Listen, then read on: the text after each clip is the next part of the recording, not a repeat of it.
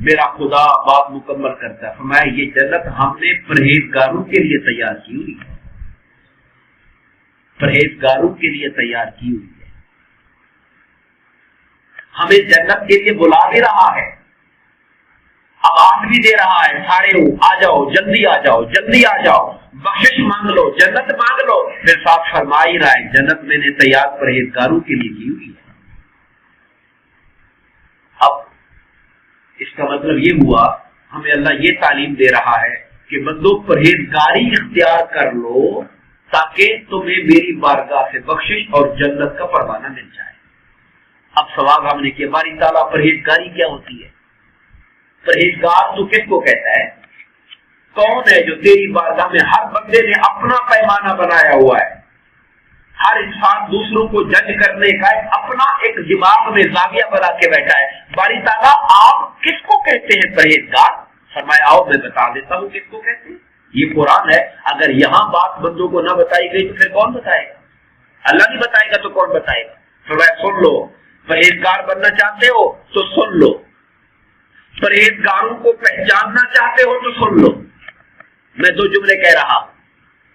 آج بڑے لوگوں کو اپنی پارسائی کا ذام ہوتا ہے، لوگوں کو اپنے تقوی، اپنی پرہیزگاری، ولایت، اپنی بزرگی کے بڑے چرچے ہوتے ہیں۔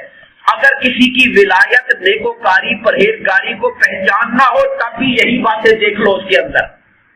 اور اگر کوئی یہ چاہتا ہے کہ میں پرہیزگاری کے دینے چڑھ کر خدا کی بارگاہ میں متقی لوگوں میں شامل ہو جاؤں تو طریقہ سمجھ لو یہی ہے جو قرآن بتا رہا ہے۔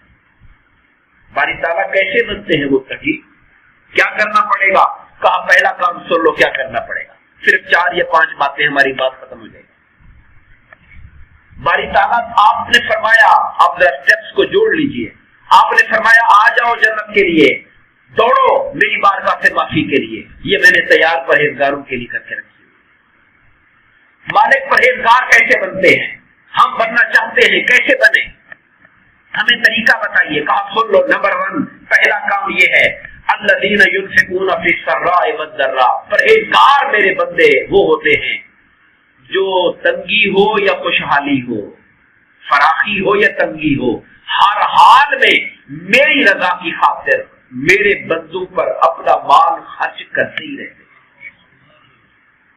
پہلی صفت ہی خدا نے یہاں سے شروع کی۔ کنجوس جو ہوتا ہے، بخیل جو ہو، جس کو اللہ نے دے بھی رکھا ہو مگر اس کے باوجود اپنے رشتہ داروں میں، اپنے پڑوس میں لوگ پریشان حال ہوں اور اس کی پریشانی اس کے دل میں بے چینی پیدا نہ کرے، وہ اللہ کا ولی نہیں ہو سکتا ہے، وہ اللہ کا دوست نہیں بن سکتا۔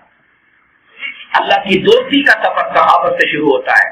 فرمایا ایک حدیث پاک کا مفہوم ہے سخی اللہ کا پیارا ہوتا ہے بھلے گناہ گاری کیوں نہ ہو۔ سخی اللہ کو پسند ہوتا ہے بھلے اس سے دنیا میں چھوٹی موٹی غلطیاں گناہ ہی کیوں نہ ہو جائیں۔ سخاوت اتنا بڑا کام ہے، اللہ اسے اپنا پیارا رکھتا ہے۔ تو یہ نہیں ہے کہ خرچ کرنے کے لیے کروڑ ہوگا تو خرچ کروں گا، کروڑ والا اپنے حساب سے خرچ کرے گا، لاکھ والا اپنے حساب سے خرچ کرے، ہزاروں والا اپنے حساب سے خرچ کرے، سینکڑوں والا اپنے حساب سے خرچ کرے۔ بات تو یہ ہے کہ جذبہ ہے خرچ کرنے کا یا نہیں، دل میں تڑپ اور طلب ہے اپنے مولا کو راضی کرنے کے لیے، اب اللہ کے بندوں پر خرچ کرنے کی ولایت کا، تقوی کا پہلا قدم خدا نے اس کو قرار دیا۔ یہ میری تقسیم نہیں ہے، یہ نہیں کہ میں نے اس طرف آپ کو موٹیویٹ کرنا تھا تو میں نے یہ نقطہ بنا لیا، نہیں۔ اٹھائیے قرآن کو، سورہ آل عمران اٹھائیے، میں آیت نمبر 133 پڑھ رہا ہوں۔ ٹوٹل جو آپ کے سامنے آیتیں آج رکھ رہا ہوں وہ سورہ آل عمران کی 130 سے 136 تک، اس لیے دوبارہ بار بار بتا رہا ہوں تاکہ اللہ توفیق دے۔ کھولیے قرآن کو، اللہ تعالیٰ ہمیں کدھر بلا رہا ہے، کیا بنانا چاہتا ہے، ہمارے لیے رستہ خدا نے کیا دیا ہے۔ پہلی بات فرما دی کہ خوشحالی ہو یا تنگدستی ہو، ہر حال میں خدا کی راہ میں خرچ کرو۔ میں ایک مثال سے دوستوں کو یوں سمجھاتا ہوں، اب کو یہ نہ سوچے کہ اللہ تعالیٰ جی پرہیزگار بننے کے، اللہ تعالیٰ بھی پرہیزگاری کے لیے جناب پیسوں کی شرط رکھ رہا ہے، تو بال پیسہ خرچ کرو گے تو پرہیزگار بنو گے۔ ہاں رب چاہتا ہے کہ خرچ کرنے کا جذبہ ہو، مگر یہ نہیں ہے کہ اللہ یہ نہیں کہتا کہ 1,00,000 روپیہ خرچ کرو گے تو ٹھیک ہے یا نہیں۔ میں کہتا ہوں 1 کروڑ پتی آدمی اپنے مال کا اگر 10واں حصہ خرچ کرتا ہے تو وہ 10 لاکھ روپے بنتا ہے. 1 لاکھ والا بندہ 10واں حصہ خرچ کرتا ہے وہ 10,000 بنتا ہے. 1,000 والا 10واں حصہ خرچ کرتا ہے وہ 100 روپے بنتا ہے. 100 روپے والا 10واں حصہ خرچ کرتا ہے وہ 10 روپے بنتے ہیں. اور 10 روپے والا 10واں حصہ خرچ کرے 1 روپیہ بنتا ہے. اوقات اگر ہر ایک کی ایسی ہو اور وہ اپنے حساب سے خرچ کرے, مجھے رب کی رحمت پر یقین اور امید ہے ہر ایک کو برابر اجر عطا فرما دے گا. 10 والا اگر 1 روپیہ بھی خرچ کرتا ہے, اوقات 10 کی تھی تو اتنا بھی خرچ کرتا ہے تو اس کا بھی ظرف ہے اتنا کہ لاکھ والا جیسے 1000 خرچ کر رہا ہے, ظرف اس کا بھی اتنا ہے. اس کے بعد فرمایا وَالْكَاظِمِينَ الْغَيْظَ وَالْعَافِينَ عَنِ النَّاسِ. متقی کون ہوتے ہیں باری تعالیٰ؟ سنو دوسرا نقطہ سن لو. متقی بننا ہے. متقی بندے وہ ہوتے ہیں جو اپنا غصہ پی جاتے ہیں, جو اپنا غصہ پی جاتے ہیں. وَالْعَافِينَ عَنِ النَّاسِ, صرف غصہ پیتے نہیں, دل سے معاف کر دیتے. غصہ پینا تو آج کل فن بھی بن گیا ہے نا, کہ موقع پر تو آپ نے شو نہیں کرنا اور بعد میں ڈنگ مارنا ہے, جب موقع ملے گا تو پوچھیں گے. یہ سیاست بھی بن گئی ہے, یہ فن بھی بن گیا ہے. اس لیے اللہ نے کہا وَالْعَافِينَ عَنِ النَّاسِ, صرف غصہ پینا نہیں ہے, دل سے معاف کر دینا. وَاللَّهُ يُحِبُّ الْمُحْسِنِينَ, غصہ پینا تقویٰ ہے, معاف کرنا تقویٰ ہے, مگر زیادتی کرنے والے سے بدلہ برائی کی بجائے اس کو اچھا بدلہ دینا یہ تو پھر احسان ہے. اور جو احسان کرتا ہے وہ صرف متقی نہیں ہوتا, محبوب خدا بن جایا کرتا. آج ہی میں ایک حدیث پاک طلبہ کو, اپنے ہمارے جو بی ایس کے طلبہ ہیں ان کو بتا رہا تھا. سرکار دو عالم کا فرمان ہے کہ غصے کے اعتبار سے لوگ 4 طرح کے ہوتے ہیں.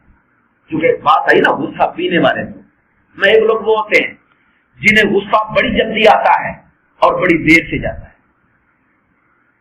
ہر بات پہ فٹافٹ غصہ چڑھ جاتا ہے اور غصہ ختم نہیں ہوتا, دل میں رکھے رکھتے ہیں غصہ. یہ سب سے بدترین لوگ ہوتے ہیں. یہ حدیث بات ہے سرکار کا فرمان. کچھ وہ ہوتے ہیں جن کو غصہ آتا جلدی ہے اور چلا بھی جلدی جاتا ہے. اور کچھ لوگ وہ ہوتے ہیں جنہیں غصہ دیر سے آتا ہے, جلدی غصہ آتا ہی نہیں, اور کبھی آ بھی جائے تو فقط اللہ کی یاد آتی ہے, غصہ چلا جاتا ہے. یہ سب سے بہترین لوگ, یعنی بہت مشکل سے غصہ ان کو آتا ہے, بہت کم آتا ہے, اور جب آ جائے تو جو ہی یاد خدا دل میں آتی ہے غصہ ختم ہو جاتا ہے. یعنی غصہ دیر سے آئے اور جلدی چلا جائے, یہ بہترین لوگ ہوتے ہیں. اور جنہیں غصہ جلدی آئے اور دیر سے جائے وہ بدترین لوگ. اب ہم اپنا تجزیہ خود کر سکتے ہیں کہ ہم کہاں پہ بیٹھے ہوئے ہیں اور ہمارا حال. اس کے بعد فرمایا متقی کون ہوتے ہیں؟ والذین اذا فعلوا فاحشۃ او ظلموا انفسهم ذکروا اللہ, وہ لوگ جن سے اگر کبھی برا کام ہو جائے یا اپنی جانوں پر ظلم اور زیادتی کر بیٹھے, ذکروا اللہ, تو انہیں اللہ یاد آ جاتا ہے. فاستغفروا لذنوبہم, اور اس کی بارگاہ میں جھک کے معافی مانگنا شروع کر. یہاں پر بڑی ایمان افروز بات یہ ہے, اگر اللہ متقی کی شرط یہ رکھ دیتا کہ متقی وہ ہوتا ہے جو کبھی گناہ کرتا ہی نہیں, تو پھر ہم میں سے کوئی ایک بندہ بھی متقی نہ بن سکتا.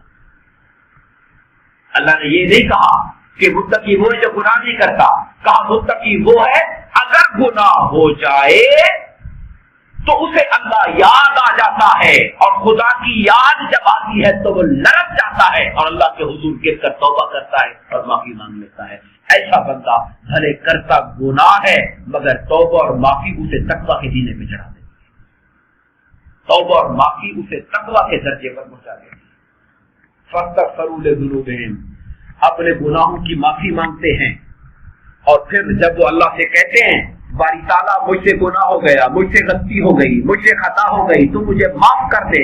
جب بندہ اللہ کو پکارتا ہے مولا مجھے معاف کر, مجھے معاف کر, تو خدا کی رحمت کو جوش آ جاتا ہے اور فرماتا ہے وَمَن يَغْفِرُ الذُّنُوبَ إِلَّا اللَّهُ, اللہ کے سوا پھر ہے کون جو گناہ معاف کرے گا. تو میرے پاس آیا ہے مولا معاف کر, میں نہیں کروں گا تو پھر کون معاف کرے گا؟ اے بندے جا, میں نے تجھے معاف کیا. وَلَمْ يُصِرُّوا عَلَىٰ مَا فَعَلُوا, مگر یاد رکھ اپنے گناہ پہ اڑنا نہیں ہے, اصرار نہ کرنا. वलम युसिर्रू, अड़ न जाना, गुनाह पे डट न जाना, वहम यालमून, जानते बूझते। और जो बंदा ये सिफतें पैदा कर लेगा, कौन कौन सी हमने बातें बयान की? सबसे पहला, जो हर हाल में खर्च करते हैं, तंगी फराखी। नंबर 2, जो गुस्सा पी जाते हैं। नंबर 3, जो माफ कर देते हैं। और फिर दरमियान में आ गया था कि जो एहसान करते हैं, जो उनसे अल्लाह मोहब्बत करता है। चौथी बात फरमाई थी, जिनसे अगर बुरा काम या गुनाह हो जाए तो उन्हें अल्लाह याद आ जाता है, वो अल्लाह से माफी मांगते हैं। और जब माफी मांगते हैं तो खुदा की रहमत को जोश आ जाता है। फरमाया अल्लाह माफ नहीं करेगा तो कौन माफ करेगा? अब उनका इनाम क्या है? उलाइका जज़ाओहुम मग़फ़िरतुम मिन रब्बिहिम, यही वो लोग हैं जिनका सिला ये है कि रब की बारगाह से बख्शिश का परवाना अता कर दिया जाता है। व जन्नातुन, और जन्नतें दी जाती हैं, तजरी मिन तहतिहल अनहार, जिसके नीचे नहरें बहती हैं, खालिदीन फीहा, हमेशा वो उसमें रहेंगे। व निअमा अजरुल आमिलीन, और जो अमल करने वाले लोग हैं उनके लिए खुदा ने क्या खूब अजर तैयार करके रखा हुआ है। ये आयात थी सूरह आल इमरान की 130 से लेकर 136।